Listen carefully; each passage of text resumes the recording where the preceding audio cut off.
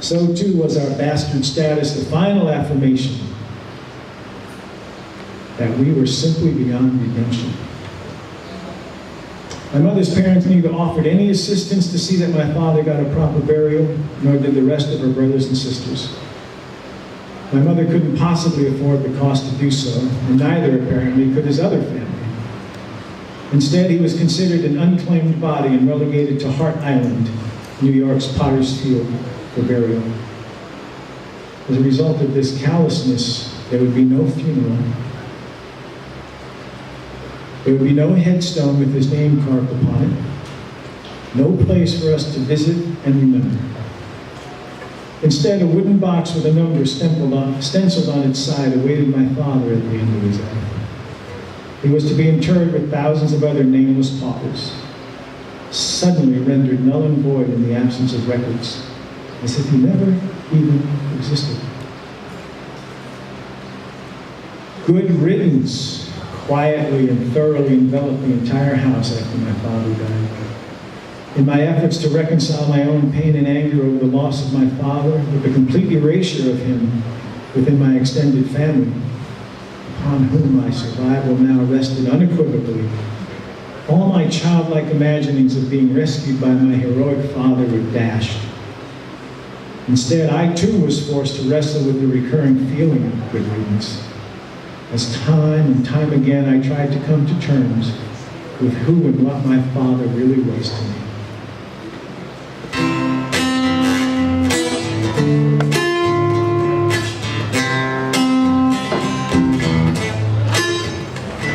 Moving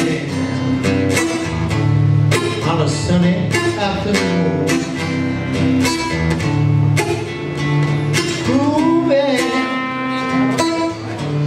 Couldn't get away too soon. It doesn't matter where we could be. We could be anyone we want to be. It's just you and me. Life could be ecstasy. Could be moving on a Sunday afternoon.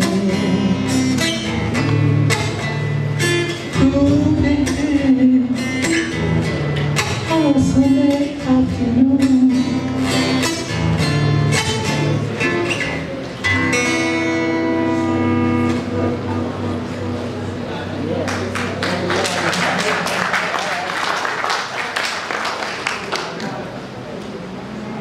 So after my father passed away, it was a liminal time. I really couldn't figure out who I was or where I was going. School was boring, hated it. But I had a bright spot in 5th grade. I got into Mr. Vincent Abeta's class. Anybody else? That guy rocked. This guy was an ex-paratrooper, you know, braved the Okefenokee swamps without a GPS, smoked a cigarette in the class after school, had me and Stewie Greenberg and other guys sitting in the 8-ball row every freaking day. But he never ashamed us. He never gave us, he just rolled his eyes and said, you guys are knuckleheads. But he had some kind of faith in us that we couldn't quite see. So he was like an oasis in the journey. And then of course, because I'm a New York kid, at some point, manhood has to look like, at least back in the 50s and 60s, manhood has to look like, we need to form a gang. Yeah, that's the way we're going to be men. We're going to form a gang. So this is this next. This is the next section. How many people remember the Panthers hanging out at Gale Place? All right, 3 idiots.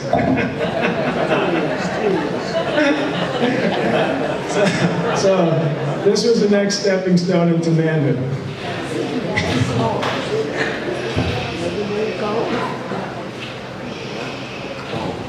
When Jacob Schenck called me and told me to come over to his apartment, I could sense the excitement in his voice. As soon as I arrived, he took me into his room and explained that it was time we formed a gang. It was summertime, 1964. We were both 13 and percolating with vibrant, coming-of-age, adolescent male energy. About to enter 9th grade, I had rocketed to over 6 feet tall, making me bigger than most of my friends. Yet like a Great Dane puppy, I came clumsily into my newfound physicality and athleticism. Jacob, though shorter, was muscular with a backlog of pent-up anger coiled behind his polite, manicured, boy-next-door presentation. It caused him to radiate a "don't mess with me" attitude when necessary. He figured we could become co-leaders of the gang. We began laughing and imagining out loud how we would dress and what a cool thing it would be to form a gang together. We decided that Gale Place was going to be our turf. We weren't about to wait our turn for the older kids to vacate the rail so we could move up. No, we were restless to step out and stake our own claim. But the rail was only 2 blocks away at the other end of the retaining wall. Didn't matter to us. What mattered was that this was going to be our world, and we were set on shaping it in our own image. Suddenly, he grabbed an Archie comic from his bed and quickly thumbed it open. There on the lower left-hand corner of the page was a picture of Archie, looking teenage tough and wearing a black leather jacket with a gang name arcing along his upper back across his shoulders. "This should be our name," Jacob said, tapping his finger repeatedly on the picture.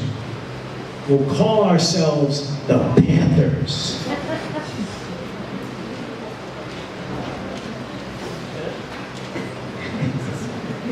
It gets better.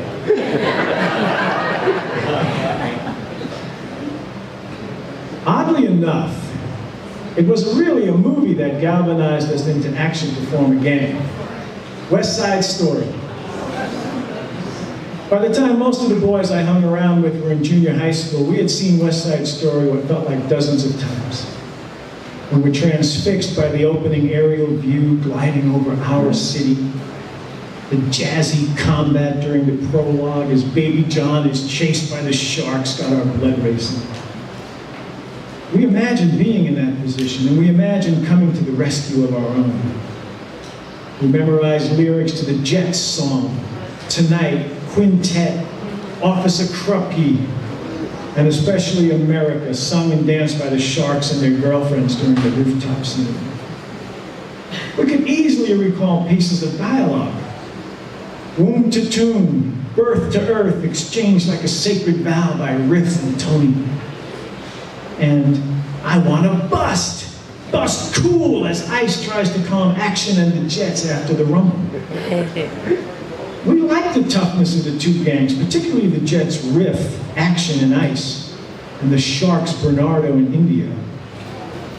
We were expected to like the Jets any better because they were white like us. It didn't wash. While the Jets were in many ways just like us, Sharks dressed cooler than anything we'd ever seen, mesmerizing us in their tight-fitting, colorful shirts. We wanted to be both gangs at once. We even imitated the street dance ballet. I don't know if you saw us on Gale Place or not. Together in a line, we'd snap our fingers and move through the dance moves we memorized, pirouetting in the middle of the street or in one of the basements. Then in unison, at the appropriate moment, we'd stop and pull our K-55 knives from our back pockets. With a flick of our wrist, we'd snap the knives open as if they were switchblades. We all knew that every self-respecting gang member had to carry a blade. But switchblades, cool as they were also illegal. When we found a store near Fordham Road and Southern Boulevard that sold the Mercator K-55 knife, and it was legal, we became instant customers. The fact that it was emblazoned with a leaping cat logo, outlined in gold, which we immediately determined was the outline of a panther, we were hooked. We'd race to our hangout at Gale Place with our purchases, and with a can of 3-in-1 oil, work the blades until with a minimal amount of wrist action, we could snap them open into the locked position. Even the book West Side Story influenced us. As we read, citing chapter and verse to each other, we learned things like needing to walk in the middle of the street to prevent being stomped by someone emerging suddenly out of an apartment entrance. Thereafter, our pilgrimages from Gale Place to the playground always took place in the middle of the street.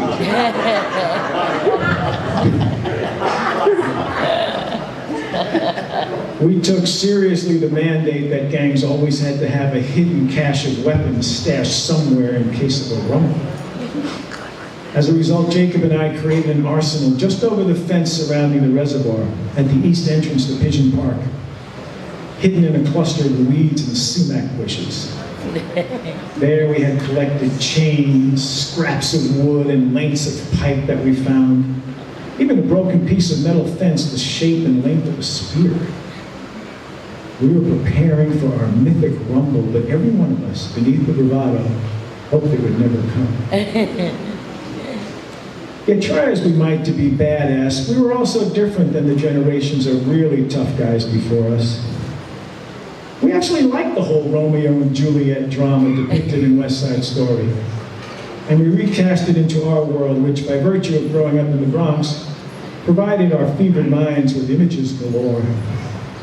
There was gang folklore everywhere, with the names of the Fordham Baldies, the Ducky Boys, and the Golden Guineas emblazoned into our fear centers of our young brains. Individual tough guys like the Watts brothers, Tommy, Mikey, and Alfie, the Laurie brothers, Billy, Bobby, and Michael, and Roy Drillick became names one would evoke